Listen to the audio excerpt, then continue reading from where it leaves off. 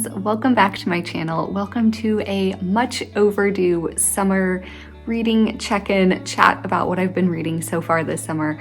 I have been meaning to film this for a while and just life has been busy. There have been lots of other things going on, so I'm finally getting to it. Yes, it is the start of August, but we still have a good amount of summer left, and there's still a lot that I'm hoping to read and to get to. But I thought it would be fun to kind of chat about what I've read so far. I am sort of loosely participating in some summer reading challenges. First up is Tiffany's summer book bingo from the channel Beautiful Minutia. And she's been doing this for a number of years. I think this is maybe my third or fourth year participating in it, and I've never gotten a full blackout yet, but I'm getting really close this year, and I think I might be able to do it. So I'm pretty excited about that. I just made like a little bingo board in my reading journal. And so I'm getting pretty close. I have a couple things written in that I'm currently reading, and then a couple spots left to fill in, but I'm thinking I might be able to do it this year. So that would be very exciting. So I have that one. Then there's Chantel's summer reading challenge, and I only have two left. One of which I'm reading. And maybe I'm currently reading something that could fulfill this prompt for Wings. I don't really know yet. So that one I should be able to do as well. And then the last one is from the channel Hot Cocoa and Books, and she also has a summer bingo. Hers is smaller. It's just a 3x3.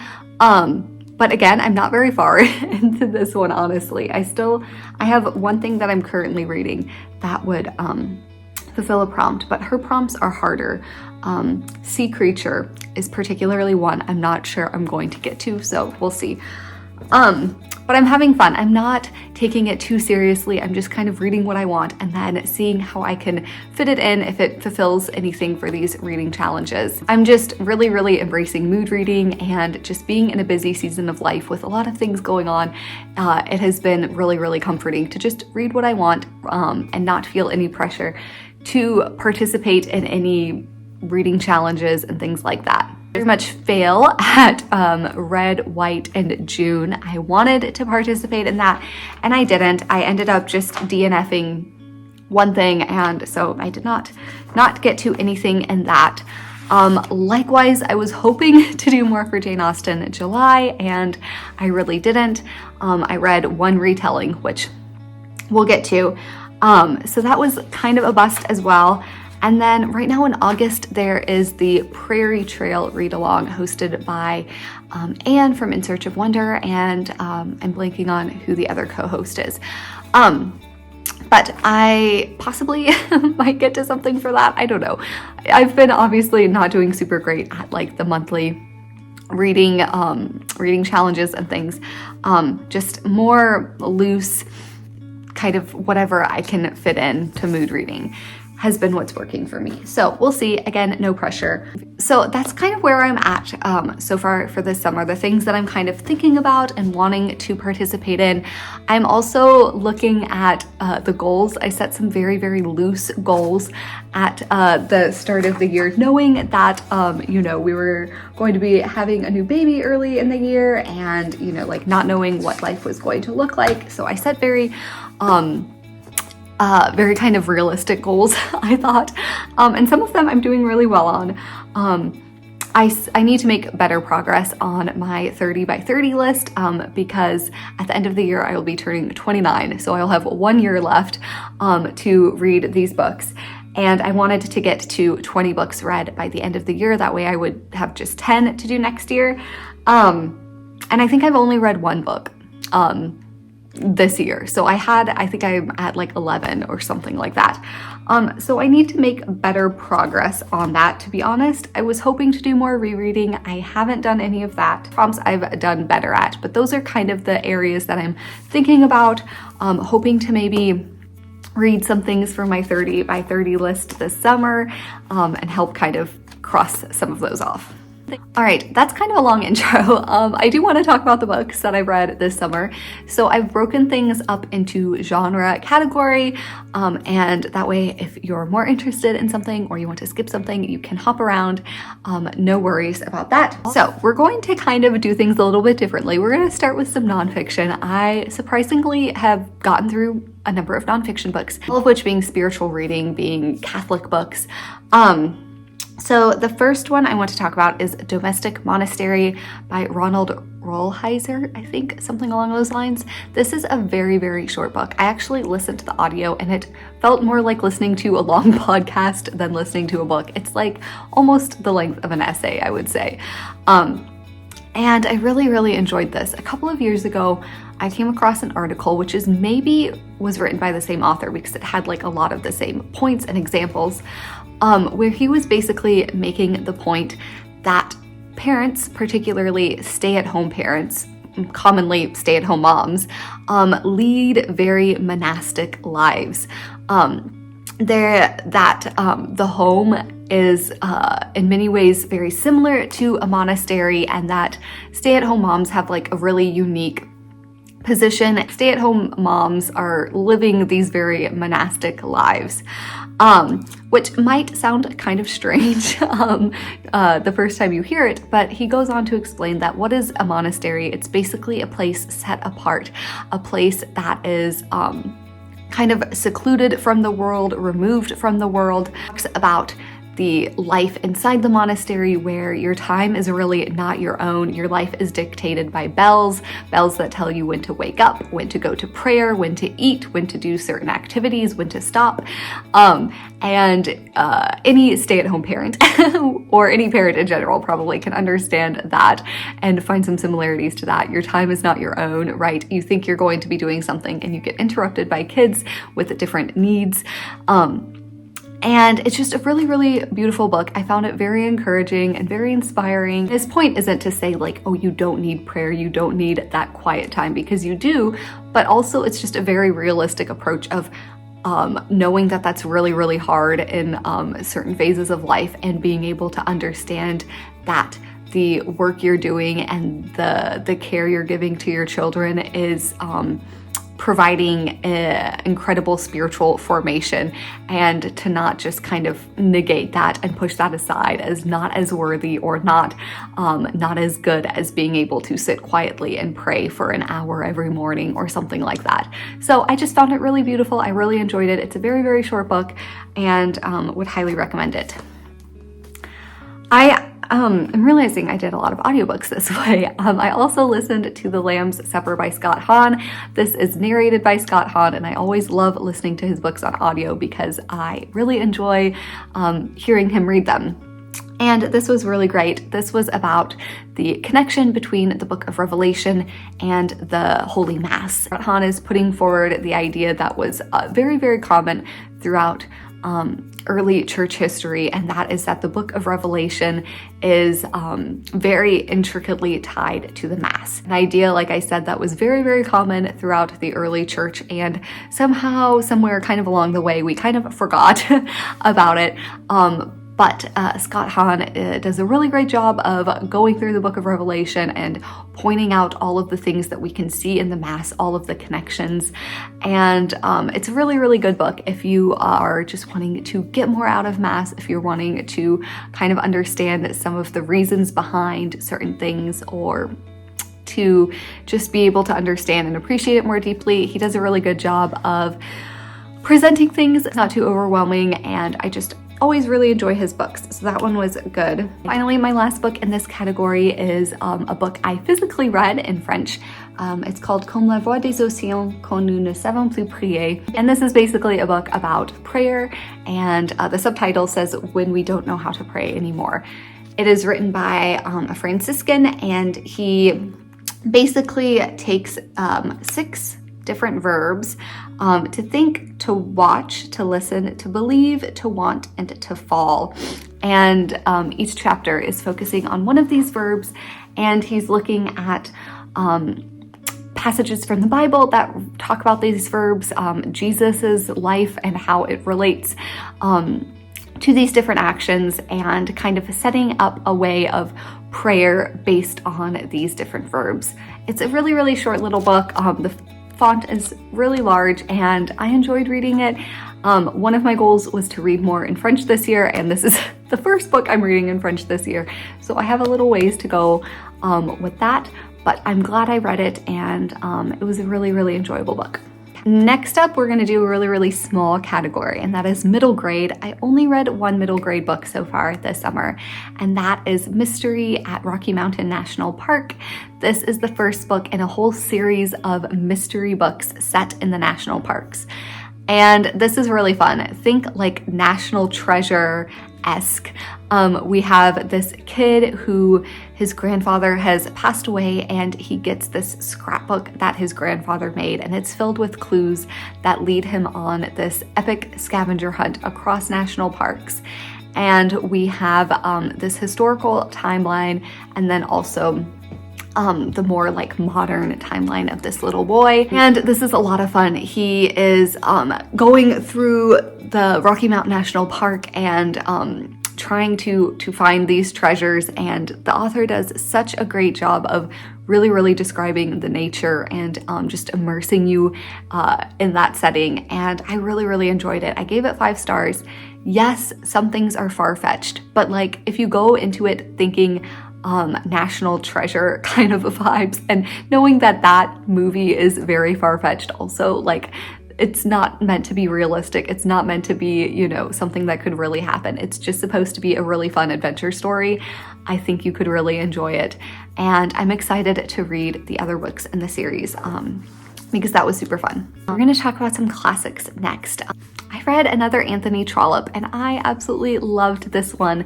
That was The Belton Estate, and it was just so good. It is quite long. I don't know exactly how long it was because I was reading it on my Kindle, but it definitely was a bigger book. And I don't know how to describe this book because honestly, if I knew much going into it, I think I maybe wouldn't have picked it up because there are certain things that I just don't typically enjoy. I don't really like love triangles. And I think this book is described as having a love triangle, although I would say it's not like a typical love triangle, and I really, really enjoyed it. So if you're kind of hesitant of love triangles, I would say still give it a shot. This is a book I don't really want to say too much about, but what I loved about it so much was Clara, our heroine, who her life at the very beginning of the book gets thrown kind of upside down. Her brother dies and their home is entailed, so it's going to pass along after the death of her father to this extended cousin that she doesn't really know. And despite kind of being in this very precarious situation of the fact that she has no home, or she will soon have no home and no money, she just does an amazing job of like not really caring about those things, not letting those things drive the decisions that she's going to make in her life. Like she will find a way to, you know, have money and to have a home. She's not going to like let that fuel the decisions that she's going to make. If that makes sense. I don't want to say too much. But anyway, she's such an amazing character. She has a very, very beautiful friendship with this other woman who is her neighbor. And I don't want to say too much more about it. There was a main character, a male character that I just really, really loved as well, who was absolutely wonderful.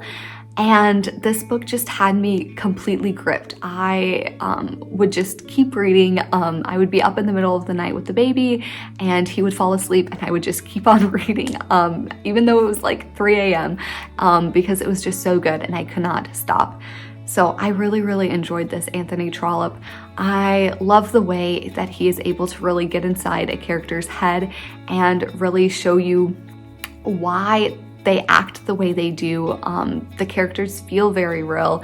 And he just does a really, really good job of kind of explaining the psychology of why people are the way they are.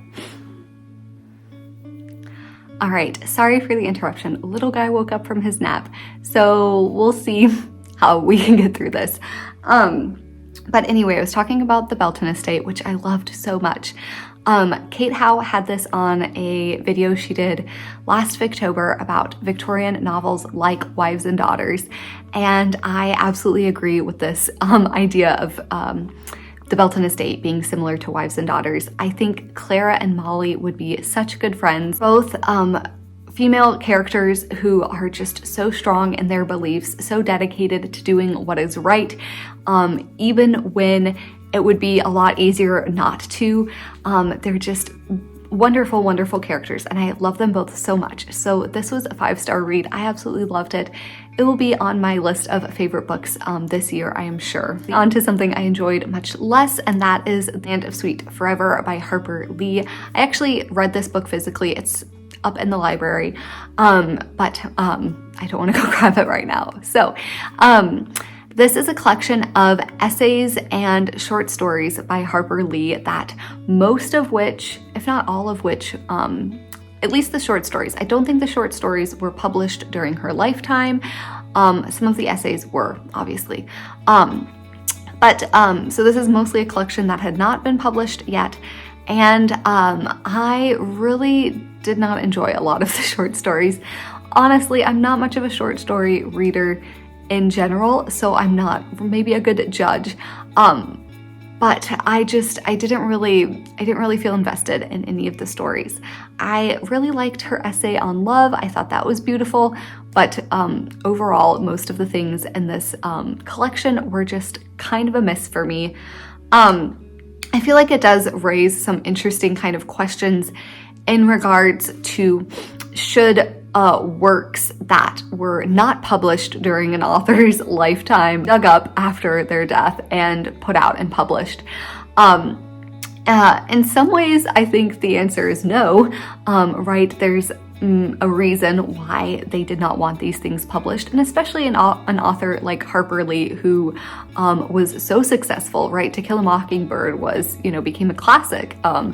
And she could have published anything she wanted to after that, any short story, any novel. I don't think she would have had trouble getting that published. So there's obviously some sort of reason as to why she didn't want these stories published. And it was very clear in the introduction, I'm not the only person thinking that these were not of the same kind of caliber as To Kill a Mockingbird. These were stories she wrote very early on in her writing career, and you can see her kind of working through ideas and things that kind of come up later in To Kill a Mockingbird. But it's done, much less thoroughly, much less, but it's much less polished than it is in To Kill a Mockingbird. So in some ways, the answer is no, these things should not maybe be published.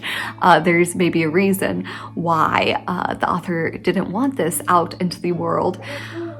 On the other hand, it is interesting to see kind of the evolution of somebody's writing and to see where they started with certain ideas, certain characters, certain, tropes, and how they kind of ended up where they did, right? She didn't just sit down one day and everything kind of came together. These characters and ideas were worked on throughout many stories over many, many years. So that part is interesting. I felt kind of guilty reading it, honestly, and knowing that maybe she didn't want these stories out into the world. So I don't know, that's just my 2 cents. I think it's a really interesting kind of topic. Let me know what you think in the comments, because I do think it's a fascinating topic. Next up, I read a D.E. Stevenson, The Tall Stranger. I am in a little bit of a D.E. Stevenson mood right now, so I'm reading more, and I anticipate this will be just a theme throughout August and September. Is going to be very D.E. Stevenson focused. Yeah. And I really, really enjoyed The Tall Stranger. So this follows Barbie, who is an interior decorator, and she has this kind of mysterious illness. She's been in the hospital for a really, really long time, but then she gets shipped off to her aunt's in the countryside. Her aunt was more like a mother, honestly, to her. Like, she grew up in this home. And she recovers, she gets better, she meets this tall stranger, and I don't want to say too much more about this. We get to visit a castle in Scotland, which is very fun. I loved all of the parts about her interior decorating job. I thought that was really fun. And Barbie is a really, really lovely character. Her aunt is a very lovely character. I will say the men in this book fell a little bit flat for me. They felt much less developed than the female characters. So that's maybe like the downside to it, but it was a really, really fun story and I enjoyed it. Finally, just my general fiction category. I made some more progress in Jan Karon's Mitford series, A New Song, A Quiet Life, and In This Mountain. Right now, I am needing a little bit of a break from Mitford. So I've been reading other things. Hopefully at some point I will come back to it. But if I'm being perfectly honest, I was starting to be a little bit, to really need a break, honestly. It was starting to just feel these books had kind of a different tone, I felt, than some of the earlier books. They felt a little bit more preachy. They felt a little bit more, I don't know, over the top in terms of the emotions of it. And I just felt I needed a little bit of a break. But I still do really love Mitford. I love Father Tim. I love this cast of characters. And I do want to see where the story goes. So I'm just giving myself a little bit of a break and then we'll jump back in at some point. I read something that is a little bit outside of my typical reads, and that is Hot Chocolate on Thursday. This is originally written in Japanese and was translated, came out a couple of years ago. So it's a more recent book, which is not typically what you see me reading, but I really enjoyed this. So each chapter follows a different character and the characters are very, very loosely connected. Some of them are just having these kind of chance encounters with each other. And then we get that next kind of person's point of view and it's kind of a chain that goes on. But this was really interesting. There's a lot about connection and relationships and identity, and some of the moments were just really, really beautiful. I loved, there was one story about a mother who has been like the working mom and the dad has been staying home and taking care of the kid, and the dad has to go off and now the mom is the one taking care of the kid, and she is like trying so hard to make his favorite lunch. Like she's determined that she should be able to like make this lunch for the kid to take to school, and she's like losing it in the kitchen because she like can't make the lunch or whatever. And it was just, yeah, that story I found particularly beautiful, and I don't want to like spoil how it ends or anything, but it was just really, really beautiful. And I really enjoyed this this collection of stories. It's really more like a collection of stories than just one overarching story. Very, very gentle, very focused on community and purpose, and yeah, I just really, really enjoyed it. And finally is the Jane Austen retelling that I kind of alluded to earlier on, and that is Mr. Darcy's Bookshop. This is a Pride and Prejudice retelling, obviously, where Mr. Darcy owns a bookshop. So he has been kind of kicked out of his family. They've had some conflict, and Darcy's father is still alive, so that's kind of like an important thing. And so Darcy, kind of in his moment of rage, kind of stormed out and decided he was going to, was going to try to find a way to support himself, live on his own. So he moves to London and opens a bookshop. But he knows that he is Darcy of Pemberley and that he is actually quite wealthy. Everyone thinks he's just like this poor bookseller. Really, really fun twist, I thought. And yeah, I really enjoyed it. It was very lighthearted and very fun. It still had some depth to it, with Darcy kind of seeming like he doesn't really have money, even though he really does, and Lizzie being in really a situation of needing to marry for money, but at the same time really loving Darcy. And we see kind of this, you know, obviously we all know how things end, but it was really fun. I really enjoyed it. All right, I think that is it for everything I've read so far in June, July, and then the first couple days of August. like I said, I have lots of things I would like to get to. I have a massive stack of books beside me over here that I want to get to. I have an audiobook I'm currently listening to. I have lots more kind of summary things that I want to squeeze in August. But we'll see kind of as how much I can get to. Thank you so much for still sticking around. I know I've been like posting really infrequently. That come September, things will become more regular. My daughter will be starting preschool, and so there should be nap times and times during the day when it's just me and the little guy, some videos. So that will be really fun, and I am looking forward to being able to hopefully be, fingers crossed, a little bit more regular over here. That's it for what I've read so far this summer, and you'll have to let me know what some of your reading highlights have been so far. Thank you so much for watching. I'll see you in the next video. Bye.